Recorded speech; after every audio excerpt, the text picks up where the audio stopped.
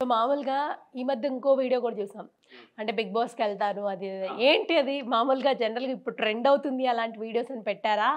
Funny వేలో పెట్టారా? రియల్‌గా టార్గెట్ చేసి పెట్టారా? ఏంటి అని అర్థం అవ్వట్లేదు. చాలా మందికి ఇదో క్వెషన్ మార్క్‌గా ఉంది. ఎందుకంటే ఎక్కడికెళ్ళా గాని నెక్స్ట్ బిగ్ బాస్ నువ్వే నెక్స్ట్ బిగ్ అంటున్నారు.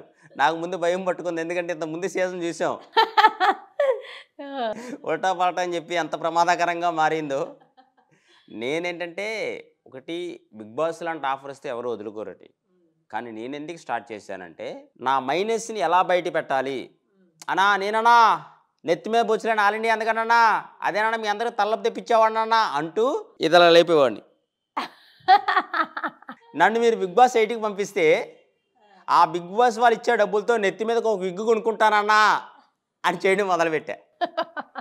బిగ్ బాస్ వాళ్ళు ఇచ్చే డబ్బులతో బిగ్గు. మరి ఇది మీకు ఇంట్రెస్ట్‌గా ఉందా? అయితే జోక్ ఇక్కడ కూడా నేను జోక్‌గానే చెప్తున్నా. అంటే వెళ్ళాలని ఇంట్రెస్ట్ ఉన్నా ఈ విషయంలో కూడా మిమ్మల్ని నవ్విస్తున్నా. ఆ బిగ్ బాస్ వారు ఇచ్చే డబ్బులతో నెత్తి మీదకి ఒక విగ్గు కొనుక్కుంటాను. అది ఎంటర్టైన్మెంట్ ఎంజాయ్ చేస్తున్నారు. ఇదేదో వర్కౌట్ అయ్యేటట్టు ఉందని ప్రతి వీడియోకి చివరిలో బిగ్ బాస్ని యాడ్ చేస్తూ ఒక పంచ్ వాళ్ళు నవ్వటానికి చేస్తూ ఉన్నా. అది పోయి స్టైల్లో మీ వే ఆఫ్ స్టైల్లో కామెడీని జనరేట్ చేస్తున్నా. అది ఏం చదువుకున్నారు అసలు మీరు? నేనైతే సెకండ్ క్లాస్ అండి.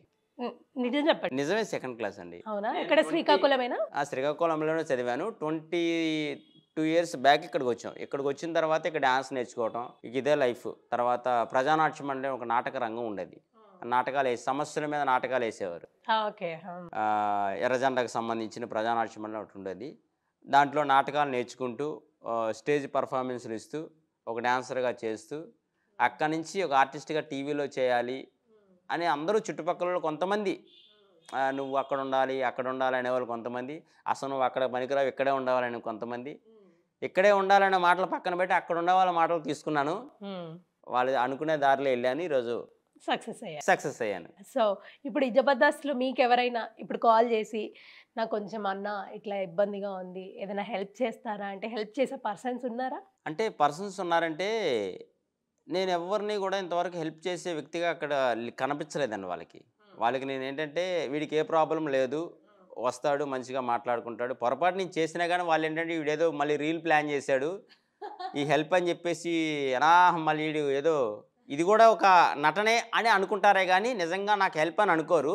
జనరల్గా ఒక డబ్బు విషయం అని కాదు, డబ్బు అనేది కొంతమంది చేస్తారు కొంతమంది చేయరు. ఇప్పుడు మీరు ఉన్నారు ఇక్కడ నుంచి ఇక్కడ వరకు వెళ్ళాలన్నా ఏమీ బుక్ అవ్వట్లేదు కొంచెం డ్రాప్ చేస్తారా, ఇట్లాంటి హెల్ప్ అందరూ చేస్తారండి. ఇప్పుడు ఒక ప్రాక్టీస్ రిహార్సల్ అయిపోయిన తర్వాత నాకున్న ప్లేస్కి నేను వెళ్ళాలనుకోండి, లేదనుకోండి బుల్లెట్ భాస్కర్ కన్నా ఇలా అవ్వలేదని అంటే వాళ్ళ అసిస్టెంట్ ఇచ్చి పంపిస్తాడు వెళ్ళి దింపురమ్మని. మమ్మల్ని దింపొచ్చిన తర్వాత ఆయన మళ్ళీ ఆయన కారులో తీసుకెళ్ళి ఇంటికి వెళ్తాడు.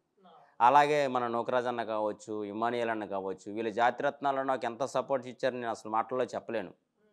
అంత బూస్టప్ ఇచ్చారు వాళ్ళు. అలాగే ప్రతి ఒక్కరు కూడా అడిగితే సపోర్ట్ చేస్తారు, అడగకపోతే అడిగి మరీ సపోర్ట్ చేయరు. అంటే ఎవరు బిజీలో వాళ్ళు ఉంటారు. నాకు ఇది ప్రాబ్లం ఉందని పర్సనల్ చెప్తేనే కదా తెలుస్తుంది. అడగంది అమ్మాయినే పెట్టరా అన్నం పెట్టదంటారు కదా.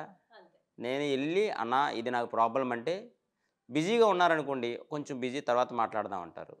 కొంచెం ఫ్రీగా ఉంటే ప్రాబ్లం ఏంటి అడుగుతారు, ఆ ప్రాబ్లాన్ని సాల్వ్ చేస్తారు.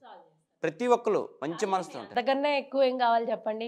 ఈ రోజుల్లో మనం చిన్నప్పటి నుంచి ఉన్న బెస్ట్ ఫ్రెండ్స్ ఏదైనా హెల్ప్ అంటే కష్టం అండి. అవును, రిలేటివ్స్ అంటే కూడా కష్టం అండి. అంతెందుకండి మన బెస్ట్ ఫ్రెండ్స్ ఉంటే కనీసం మన వీడియోకి లైక్ కొట్టిన ఫ్రెండ్స్ కూడా ఉంటారు. బయట వాళ్ళు కొడతారు కానీ బెస్ట్ ఫ్రెండ్ ఎప్పుడు లైక్ కొట్టడు. మరి వాళ్ళ ఈగోలు ఎందుకు దెబ్బతింటాయో నాకు తెలియదు. మీకు అలా జరిగిందా? జరిగిందండి. అంటే కొంతమంది ఫ్రెండ్స్ ఉంటారు వాళ్ళు ఏంటంటే మనం ఎంత బాగా చేసినా కానీ అంటే మన టాలెంట్ ఇంకా కావాలని వాళ్ళు లైక్ కొట్టరా, లేకపోతే ఇంకా మనోడు ముందుకెళ్ళాగా అప్రిషియేట్ చేద్దాం అనుకుంటారో తెలీదు. వాళ్ళు కొంచెం ఆగుతూ ఉంటారు. బయట వాళ్ళు మాత్రం సపోర్ట్ చేసినంత ఫ్రెండ్స్ సపోర్ట్ చేయరు తొందరగా. ఫ్రెండ్స్ ఎప్పుడు సపోర్ట్ చేస్తారంటే ఇంకా వీడు వెళ్ళాలి ముందే సపోర్ట్ చేస్తే ఇక్కడే తోపులా ఫీల్ అయిపోయి ఇక్కడ ఆగిపోతాడేమో అని చెప్పేసి ఆపుతూ ఉంటారనమాట. అందుకని నేను ఎంతమంది లైకులు కొట్టినా కొట్టకపోయినా కానీ ఫ్రెండ్స్ సపోర్ట్ ఎప్పుడూ ఉంటుందండి. లేకపోతే వాళ్ళు ఇచ్చే సపోర్ట్ మనకు కనిపించదు, మనం అర్థం చేసుకోవాలి కొద్దిగా. Hit TV presents like share comment.